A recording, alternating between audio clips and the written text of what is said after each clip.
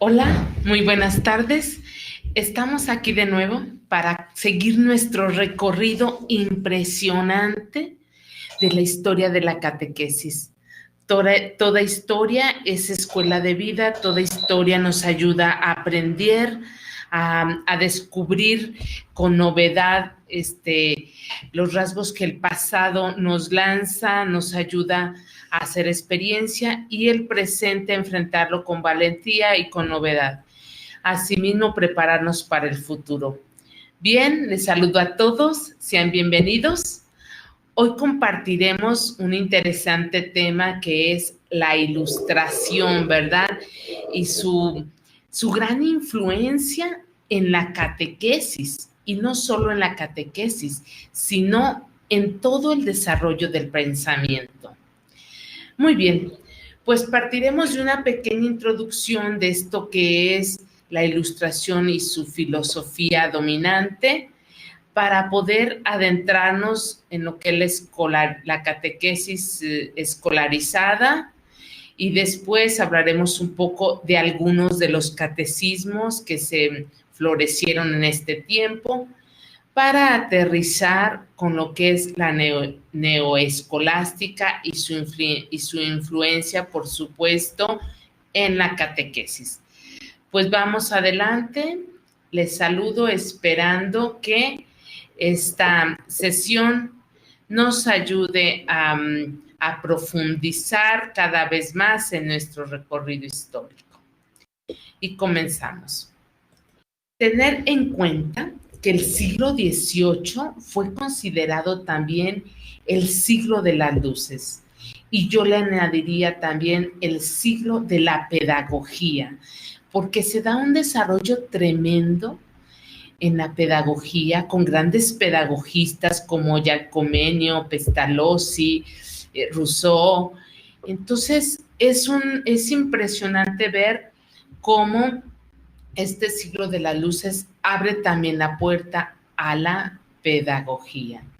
Sin embargo, cuando escuchamos siglo de las luces, sinceramente se oye de una manera extraordinaria, se oye muy hermoso decir que bueno, de muchas luces y seguramente de muchos aportes, de un gran progreso, y que así lo es. Pero vamos a ver cuáles luces se absolutizan, y es donde también se puede caer en algunos riesgos. Tenemos como uno de los fundamentos de pensamiento filosófico para entrar a este siglo de las luces, a este siglo del racionalismo. Tenemos el pensamiento y obra filosófica de René Descartes, que fue uno de los arranques del racionalismo, ¿verdad? Con su filosofía de la duda.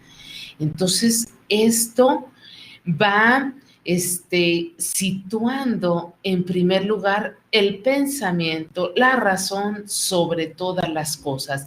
Es importante tenerlo en cuenta, porque de allí se debe, porque unos riesgos importantes en la historia de la catequesis.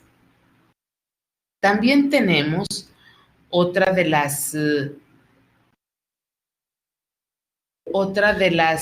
los avances grandísimos en este tiempo, en este siglo de las luces, en este siglo de la ilustración, la revolución científica que aportó Isaac Newton con todo su análisis desde la física. Cómo hizo una gran revolución de lo que ya se creía bien sabido, bien conocido, cómo Isaac Newton lo desafía y lo comprueba. Es allí que se da entonces otro aporte fuertemente racional, fuertemente científico. Entonces todo va indicando esta gran luz, ¿cuál es? La razón. La razón se considera como la gran luz, y el pensamiento científico y método científico como el grandísimo descubrimiento. Y claro, es así. No hay que negar el gran aporte a la historia y al progreso humano que dieron estas corrientes filosóficas, científicas, que dieron el paso al cambio. Otro de los grandes aportes que se dio en este momento, en este siglo de las luces, en esta época de la Ilustración, fue la enciclopedia, o sea, lograr ese conjunto de conocimientos, agruparlo y tenerlo a un alcance universal, universalizar el conocimiento, conjuntarlo y hacerlo accesible al mundo conocido y al gran número de personas.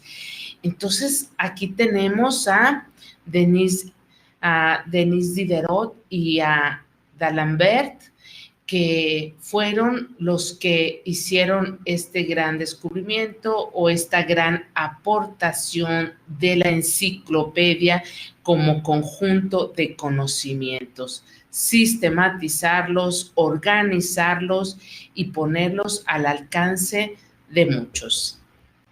Es así otro gran aporte. Tenemos también, como ya se los había predicho un poco, a los grandes pedagogistas. No podemos dejar de hablar de Rousseau, un gran pedagogista, naturalista, que nos daba esta frase: el mayor bien es la libertad del hombre. El hombre verdaderamente libre quiere lo que puede y hace lo que le place.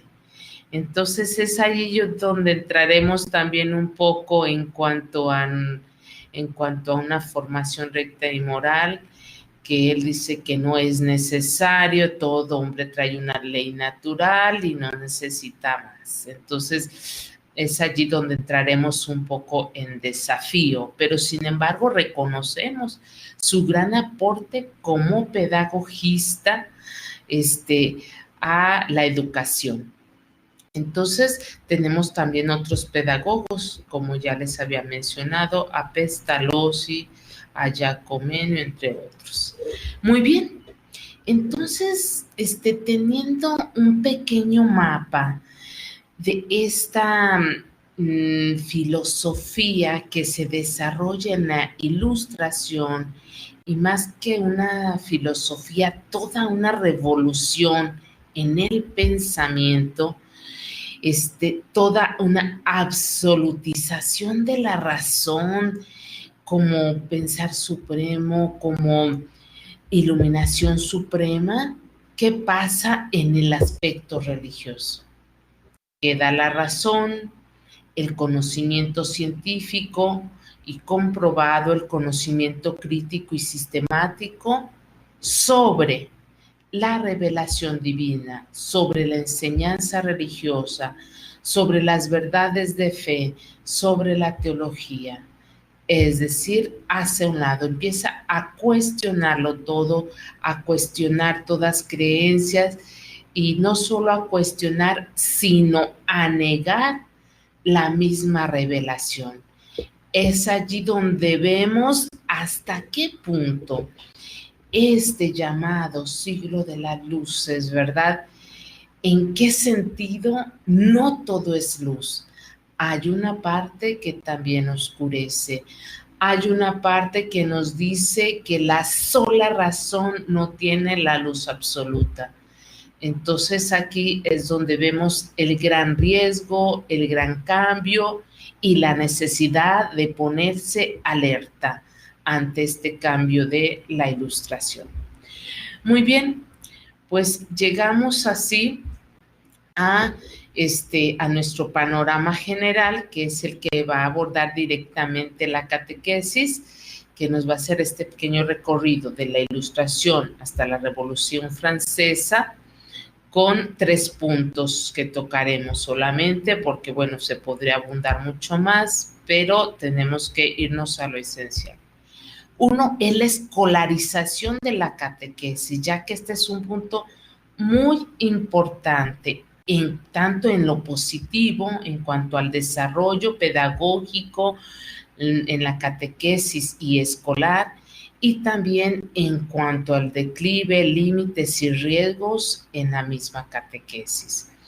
Y también veremos como segundo punto algunos catecismos de la Ilustración. Tenemos varios aportes en toda Europa, pero sin embargo en España se da un gran auge en cuanto a catecismos.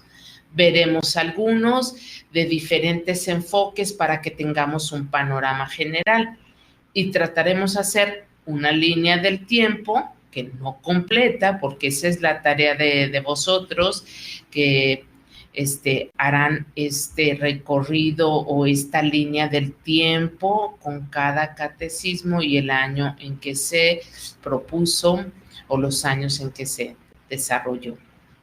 Después terminaremos nuestro tercer punto en esta sesión, será la neoescolástica y su aporte precisamente ante estos riesgos que presenta el siglo de las luces y la absolutización de la razón.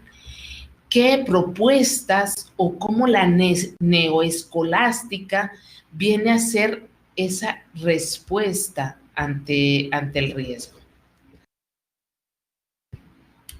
Entonces vamos con el primer punto, la escolarización de la catequesis.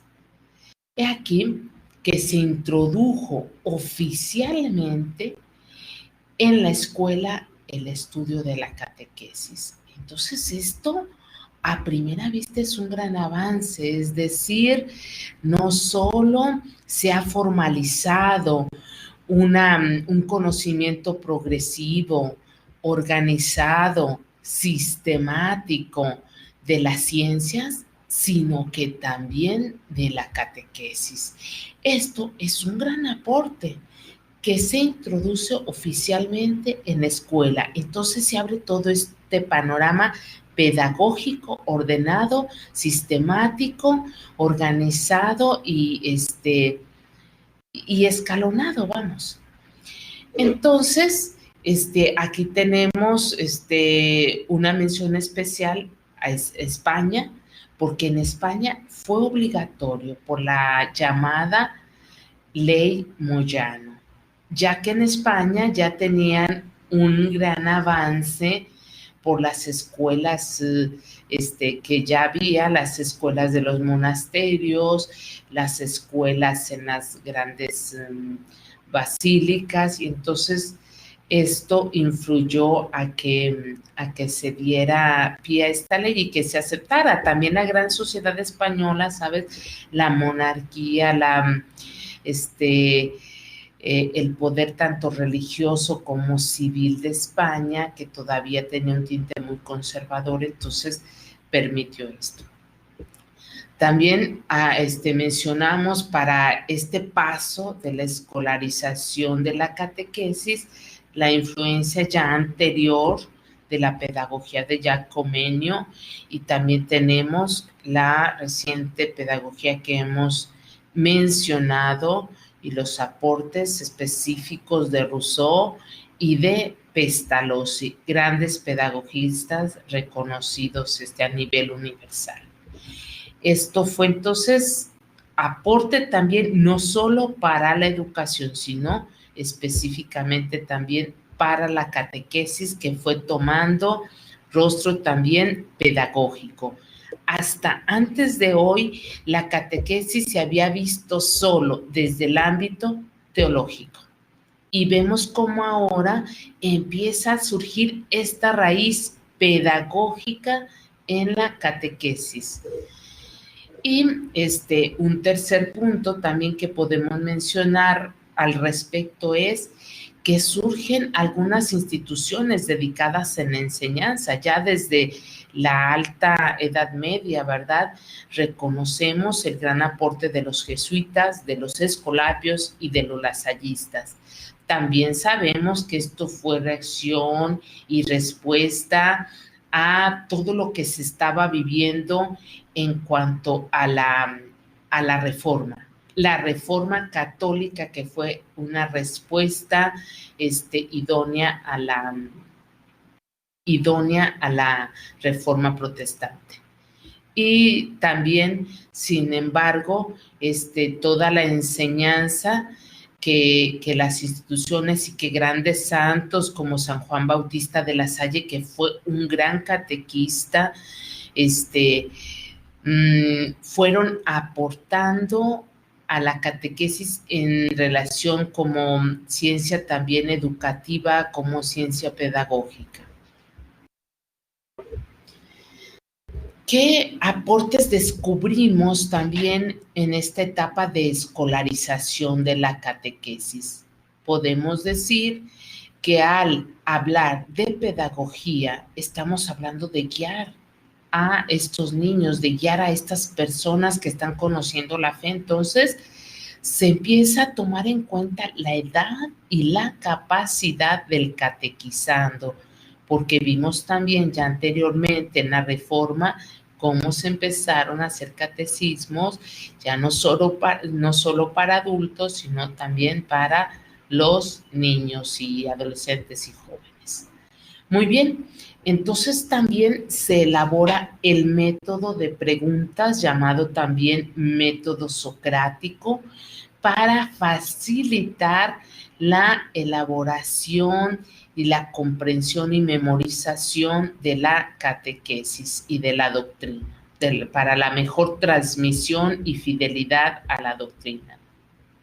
También vemos un paso muy interesante y dijera yo incidente, o sea, que incide, que logra penetrar hasta nuestro tiempo, que es que se le comienza a llamar a la educación religiosa, a la catequesis. Ya va matizando entonces una nueva forma de concebir la enseñanza de la fe. ¿Sí? Lo que antes decíamos, esa paradidonai de la fe, de esa transmisión de la fe, se comienza a ver ya como una enseñanza, educación religiosa, ¿verdad? Allí empieza a incidir hasta lo que actualmente conocemos como ERR, ¿verdad? Educación religiosa. Y entonces también vemos que hubo unas aportaciones de la psicología al método catequístico, ¿verdad? Gracias también a algunos pensadores como von Felfinger y así como a tantos pedagogistas, es decir, ya no solo la pedagogía, sino incluso la psicología en el método catequítico.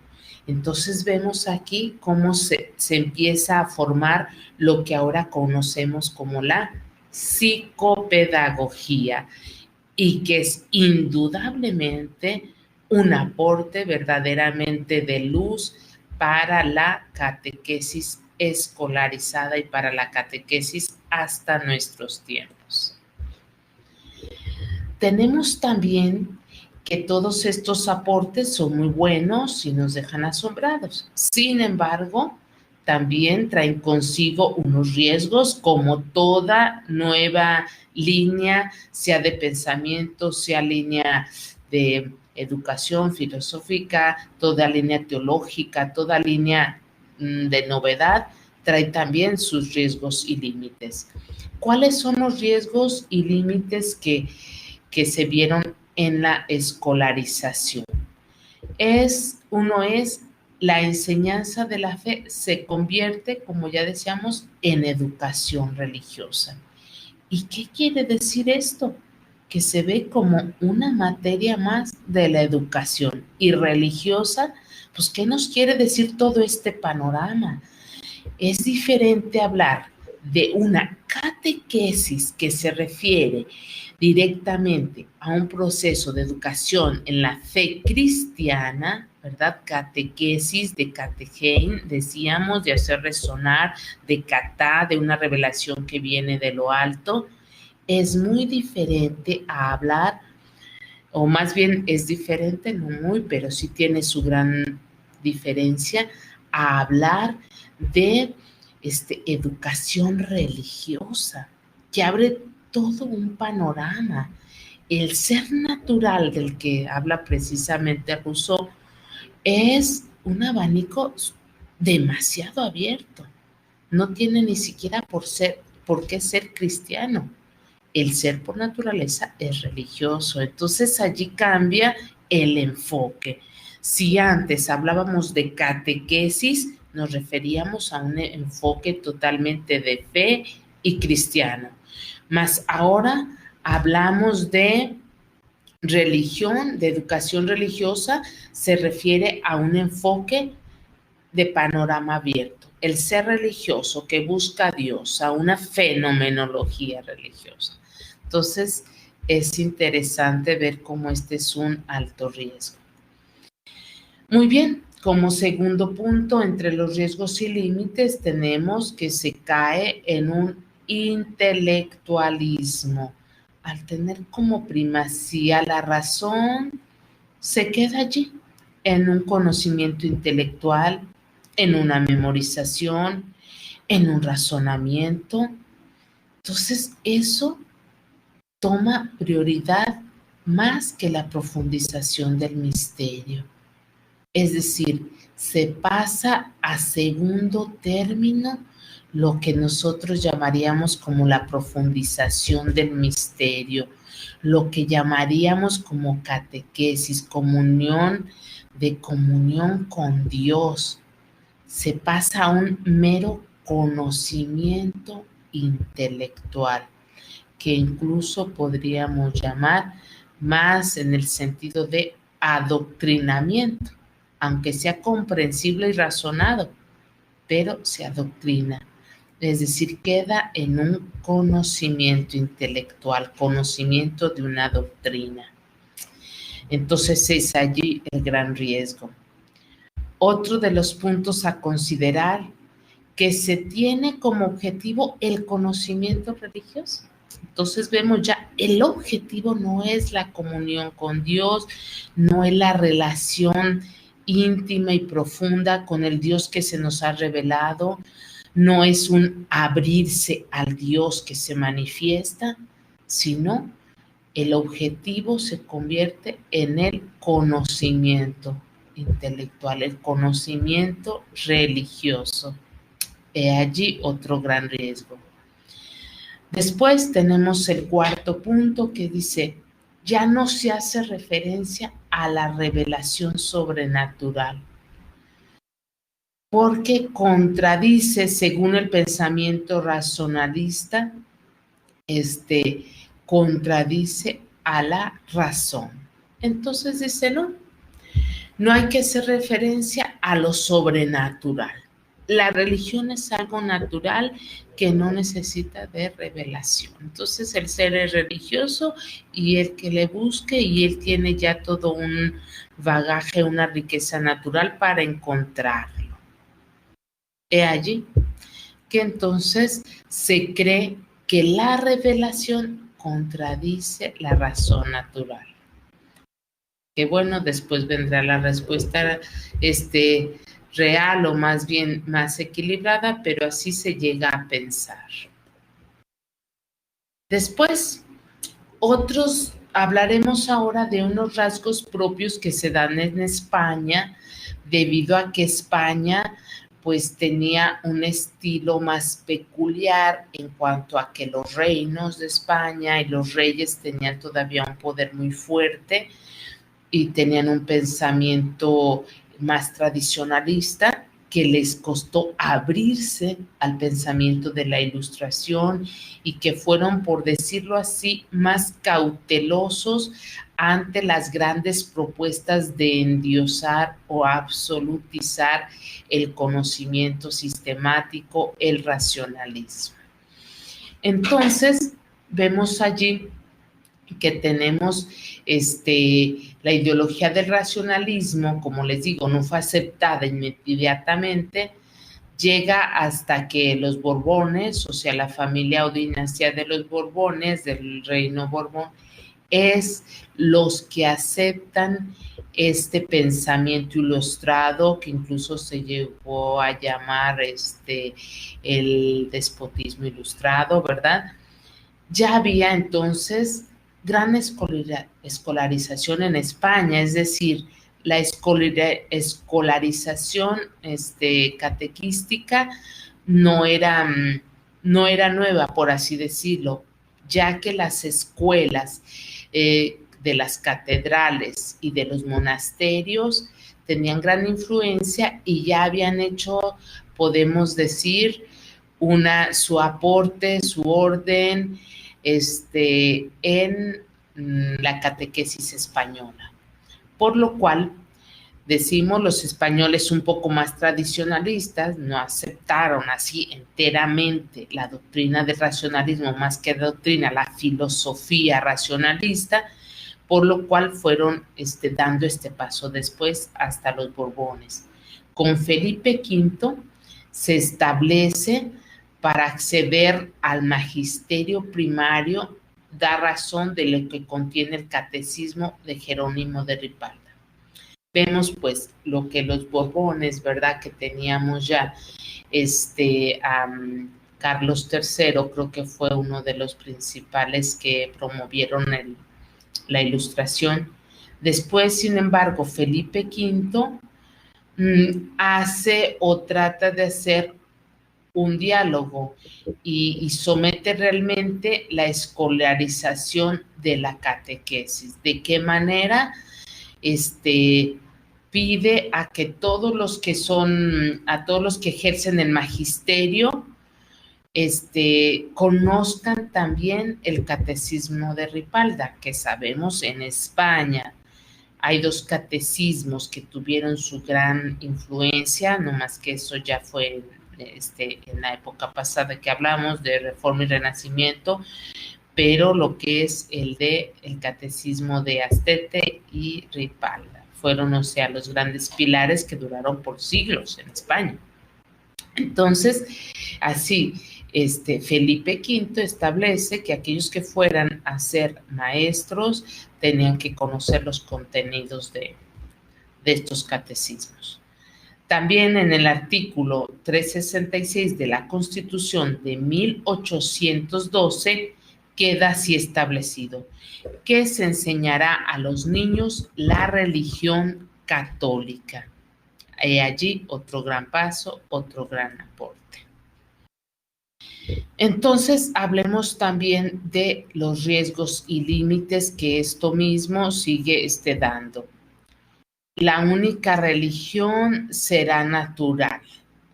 Estos riesgos, o sea, aparte del paréntesis que hicimos en España, cómo se dio, también la gran influencia, les digo, de Rousseau, que la única religión será natural, sin dogmas, la única moral debe hacer felices a los hombres. Sabemos que este es de los otros principios fuertes que hubo en el tiempo de la Ilustración, la felicidad del hombre. Y la instrucción religiosa llega a ser una materia más. Pues sí, todo este camino ya lo veníamos viendo, cómo se fue formando.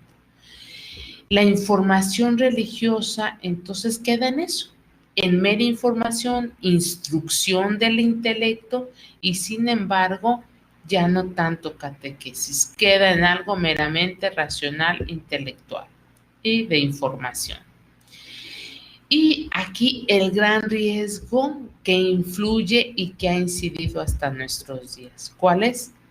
Que la familia deja su tarea educadora de la fe en manos de la escuela. Entonces, ahora sí, en general, estos riesgos y límites en toda Europa y en España, con todo y que tenían sus leyes y todo, al tomarse la escolarización, la catequesis ya escolarizada, las familias sueltan su papel como primeros catequistas, como primeros educadores de la fe y dicen, no me tengo que preocupar, en la escuela van a aprender la religión, en la escuela van a tener su proceso de fe, que les digo, lejos estaba de ser un proceso verdaderamente de fe.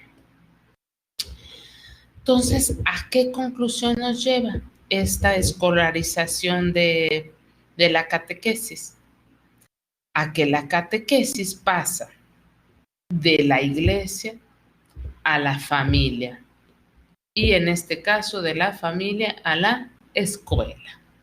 Ok, entonces ya los párrocos no son los catequistas, los obispos ya no son los catequistas, entonces ya es la familia. Ahora bien, en esta época ya la familia tampoco, porque ahora se ha escolarizado la catequesis, entonces la escuela, de la iglesia a la familia y de la familia a la escuela. Es esos pasos que se dan. Y otro, que la vinculación escuela y catequesis se consolida. Eso sí, es una conclusión que puede parecer, les digo, muy positiva. Hay una consolidación pedagógica, progresiva, psicológica y de aporte, vamos a decir, en cuanto a educación religiosa propiamente dicha. Y que se facilitará la síntesis entre fe y cultura, puesto que la persona está desarrollándose integralmente en el ámbito escolar.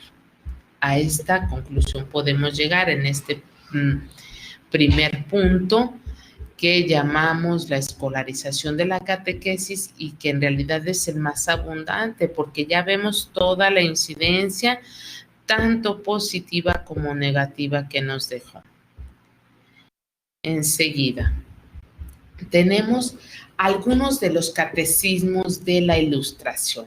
A ver, en este sentido traté de hacerles una línea del tiempo, bueno, que no está en línea, está en curva a fin de que pudiésemos verlos todos en conjunto en una sola diapositiva.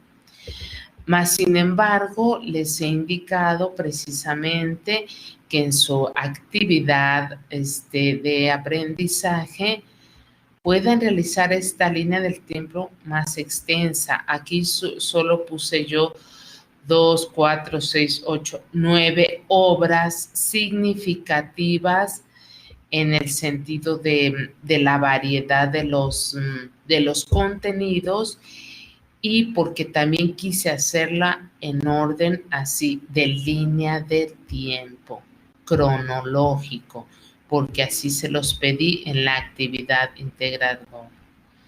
Muy bien, entonces tenemos un aporte primero de Pedro Vives en 1940 el Catecismo de Pedro Vives, así conocido, que ya dio un paso hacia esta sistematización organizada de la catequesis. Otro también tenemos ya en 1754, el llamado así historia bíblica, por eso les digo, verán cómo abordaremos los diferentes temas o núcleos de la enseñanza religiosa, de la enseñanza y proceso de fe. Entonces tenemos a Overberg con esta obra de historia bíblica en 1754.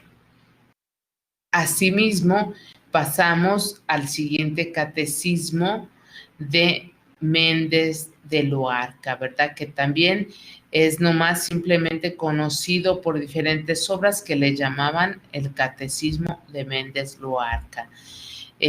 También dio un gran impulso en España. Sin embargo, era un poco rebuscado y pues no, después fue eso que no fue tan aceptado. Tenemos después en 1788 el de Seiler, el de Pastoral Teológica. Aquí vemos cómo vamos abordando las diferentes temáticas, si se fijan, o núcleos temáticos a los que se puede referir un catecismo. Nosotros ahora, a nuestros días, y recorriendo toda la historia de la catequesis, tenemos bien claro los 4 núcleos temáticos. Mas, sin embargo, mientras que se desarrolló la historia catequística y la historia de los catecismos propiamente dichos, vemos cómo hay diferentes obras que no propiamente eran llamadas catecismos, pero que hacían esta función, que servían a los párrocos, que servían a las familias y sobre todo a las escuelas que se estaban ya formando como manuales de catequesis, aunque tuvieran su focalización bíblica o pedagógica o teológica, como en este caso de Sattler. Y tenemos después a Cayetano Ramo con la explicación de la doctrina, que también es una obra sencilla y de España, que tiene su aportación propia. Así vemos cómo se va partiendo. Uno lo llama doctrina, otros catecismo, otros obra pastoral teológica, otros bíblica. Y también tenemos en 1811 catecismo más bien religioso de Winter. Nos fijamos ya también cómo va cambiando la terminología también según las ideologías de los países y, perdón, no las ideologías, el estilo propio pues que van tomando los países, ¿verdad? O sea, los alemanes, cómo difieren de los españoles, cómo difieren de los ingleses, ¿verdad? Y franceses. Y después tenemos a García Mazo con el Catecismo de la Doctrina Cristiana, ¿verdad? Explicado, es decir, aclara, este es un catecismo de doctrina cristiana, pero explicado. Entonces vemos cómo va también de lo específico a lo llano. Y por último aquí, de los que yo les puse como un pequeño muestreo en línea del tiempo y en diversificación de los núcleos temáticos, tenemos después al de Harvey, de 1847, el Catecismo de la Doctrina Cristiana también. Hay varios, muchos que llevan este nombre, Catecismo de la Doctrina Cristiana o Doctrina Cristiana, porque era lo básico como se podía nominar o lo que nominaban así, y sabemos que había los dos estilos, el tripartita, que en doctrina hablaba de credos, sacramentos y mandamientos, o el de 4 partes, tetra, de 4 partes, que era también el credo, sacramentos, mandamientos y Padre Nuestro, algunos otros los novísimos, algunos otros escatología, ¿verdad? Más en esta línea.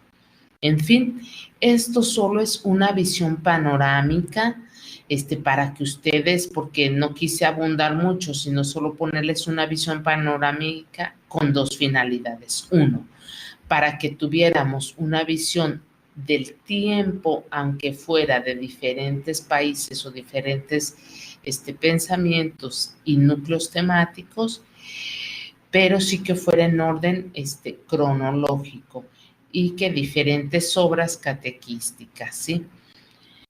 Para que ustedes ya en casa y en la actividad integradora puedan realizar su tarea basándose así en una línea del tiempo y en el desarrollo del pensamiento catequístico y catequético. Y llegamos así a la última parte o tercer punto, llamado así la neoescolástica, que en realidad si nosotros buscáramos así a nivel enciclopédico, vamos para hacer mención al gran aporte de la Ilustración, si buscáramos la neoescolástica y la catequesis, es diferente encontrar así propiamente con este lenguaje, con esta nomenclatura. Entonces, quiero decirte, la relación entre la escolástica y la catequesis no es de que la vayas a encontrar así nominada, es de que tienes que escudriñarla tú como catequeta, como catequista y como buen cristiano y bautizado. Al ver los puntos fundamentales de la neoescolástica o neotomismo, podrás deducir y descubrir los puntos los aportes, que nos da para la obra y el desarrollo de la historia catequística. Muy bien, entonces vemos la neoescolástica en su primera fase, fue directamente antimoderna, es decir, que tenía ese rechazo, ese punto crítico y a la vez tal vez tradicionalista, porque hay que ser también sinceros y reconocer nuestra historia. Hay momentos en que el pensamiento teológico, eclesial, católico, pone un sentido crítico muy válido para el análisis profundo. Y otra parte es que a veces estamos apegados al tradicionalismo y nos cuesta dar el paso a las nuevas propuestas. Entonces, como ya vemos, la época moderna con el racionalismo, la ilustración con su racionalismo, sí nos ponía en riesgo y había que ponerse alerta. Entonces, hay una clara manifestación antimoderna, ¿sí? En la visión neoescolástica. Se ve la Edad Moderna como una profunda crisis de la unidad espiritual, de lo que la Europa ya había alcanzado, ya había logrado en su profundización teológica y espiritual, y se ve como que esto lo lleva a la crisis, lo lleva a dudar de ciertos fundamentos, lo pone a ser más crítico en cuanto a lo que cree, lo pone a pensar que hay una contraposición entre la fe y la razón, en fin, es realmente un punto de crisis. Entonces, vemos también que ya había empezado el nominalismo de Ockham, que vemos que también fue fuertemente con una corriente filosófica que afectó a la llamada así verdadera filosofía o filosofía pues incluso más primigenia y más apegada al hecho verdadero, con esta corriente de Ockham, del nominalismo, ¿no? Que quitaba hasta cierto punto la esencia y el punto motor de las cosas, como que simplemente al cambiar el nombre tú podías cambiar todo. Entonces, pues, o al reconocer el nombre, en fin, total, que se basaba demasiado en algo un poco más superficial, que quedaba solo en el mero plano de la información y no de la esencia de las cosas. Muy bien, también el psicologismo que había introducido Martín Lutero también en sus obras, entonces todo esto que ya había pasado vemos en la época de la Reforma, pero que sin embargo se venía arrastrando. Entonces tenía al pensamiento filosófico católico, vamos a decirlo así, con un rojo, con un alerta profundo. También se rechazaba el pensamiento cartesiano, les digo, de la duda cartesiana, del sentido lógico racionalista, como y el religioso, o sea, de Descartes, ¿verdad? Entonces había mucha contraposición, o sea, se dudaba o se rechazaba este planteamiento que fuera realmente una filosofía sólida. Y de aquí la infravaloración del ontologismo cristiano que se había ya desarrollado, les digo, pues debido a todas estas corrientes que hay detrás y que hay de raíz. Entonces pasamos así a cuestionarnos, ¿esto es una nueva filosofía o un renacer de la filosofía ya conocida? Que había tenido un gran esplendor y que quiso retomar León XIII, que es la filosofía tomista. Se plantaba entonces con este neotomismo, neoescolástica, se plantaba la necesidad de construir una nueva filosofía cristiana. Por eso les digo nueva, ¿hasta qué punto? Es tal vez un renacer de la antigua o un profundizar la filosofía tomista. Entonces, de esta manera, la neoescolástica pretende rescatar el valor de la objetividad frente al relativismo, ¿no? Ir más al objetivo que a lo relativo, destacar el valor del realismo frente al idealismo y de promover el valor del personalismo. En fin, vemos cómo va una serie así de pequeños aspectos que tratan de que se contraponen, mas sin embargo vamos a ver cómo también tienen su punto, así como tienen su punto de contraposición, tienen su punto de convergencia.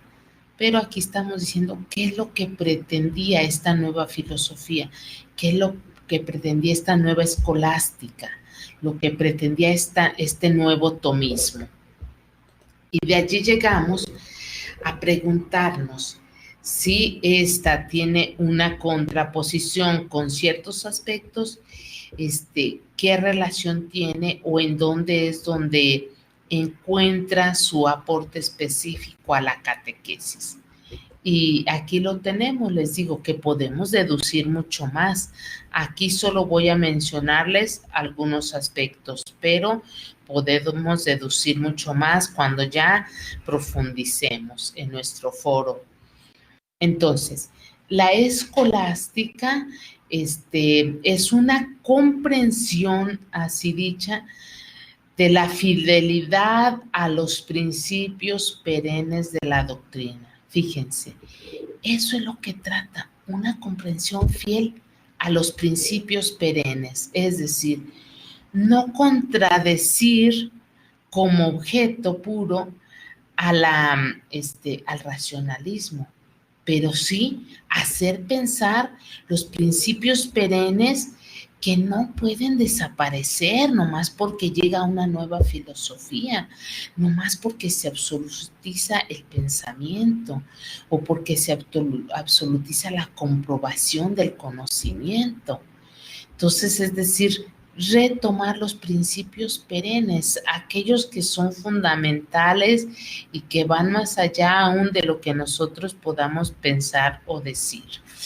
Y entonces también quiere hacer un discernimiento de los aportes de la cultura moderna, un discernimiento. Entonces, ¿qué quiere decir esto?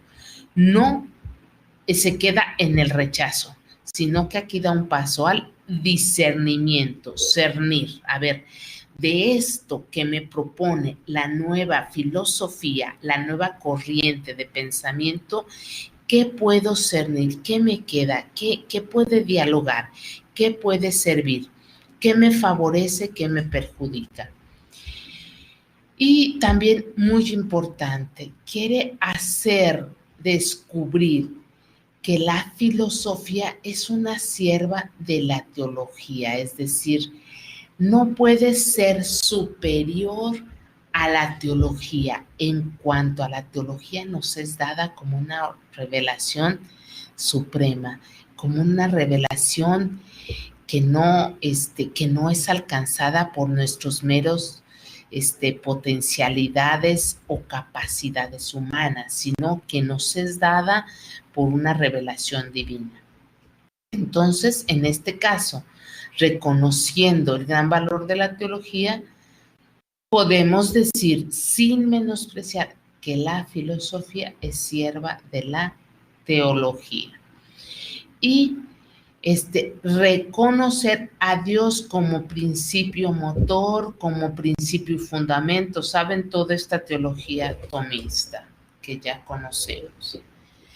Y en fin, aterrizamos en donde, ¿qué obra es como la reconocida para dar unas claves que podríamos decir apologéticas? En realidad, si nosotros leemos esta obra, que les invito a leerla, de Aeternis Patris del Papa León XIII, ¿verdad? No, pues reconocido como el Papa Social, sabemos, está la encíclica Aeternis Patris de 1879, denuncia las ideologías que inducen al error. ¿sí? Por eso les digo que es muy apologética. Si la leemos es muy apologética, porque primeramente se pone pues a denunciar y a poner ese punto rojo, esa alerta, esa guardia ante las nuevas ideologías que pueden inducirnos al error. Y allí tenemos como el racionalismo, o sea, es decir, vemos incluso las terminaciones en ismo que nos hablan de un término viciado. No contra la razón, sino contra el racionalismo. El vicio del razonamiento, de la razón. El materialismo, no contra lo material, pero sí contra el materialismo ya en una forma viciada. El positivismo, ¿verdad? Las ciencias positivas, lo positivo va bien, mas no a un positivismo que se ve todo, no, todo se puede solucionar, todo desde la ciencia va a ser considerable, va a ser solucionable, ¿no? Un idealismo, o sea, hay que tener grandes ideales y luchar por ellos, pero no caer en el idealismo. En fin, es así como llega esta grande afirmación que me parece de las grandes riquezas y aportes en las que concluye y a las que nos lleva la fuerza que puede dar a la catequesis esto.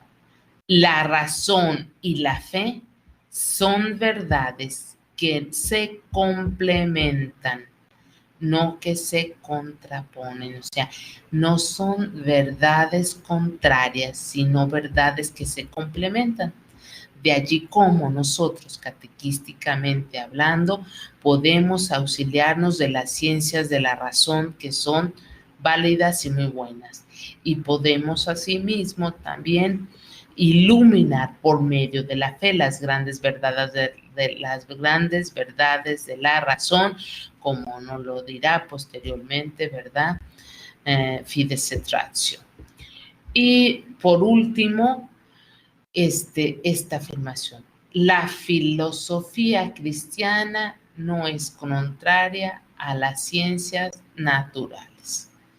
Entonces allí, ¿de qué estamos hablando entonces? De que la catequesis ha tenido, ha sido rescatada por, en cierto punto, por el neotomismo, por la neoescolástica, que le ha invitado a regresar a sus fuentes en cuanto al pensamiento, en cuanto a una filosofía de la verdad.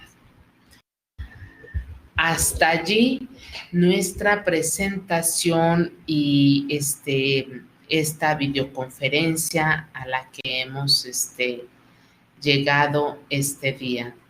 Les agradezco por su participación, por su presencia y por sus tareas, que podamos seguir de veras en este caminar armónico y asombrándonos de las maravillas que Dios hace con nuestra pequeña respuesta, cómo Dios hace historia de salvación con nuestra pobre historia y cómo nos lleva por un camino asombroso el que nunca podríamos llegar si no fuera por su gran misericordia.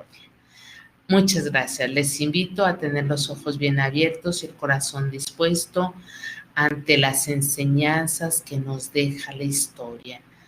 Nada será suficientemente grande para deslumbrarnos y hacer a Dios a un lado. Muchas gracias. Que estén bien. Hasta luego. Hasta la próxima.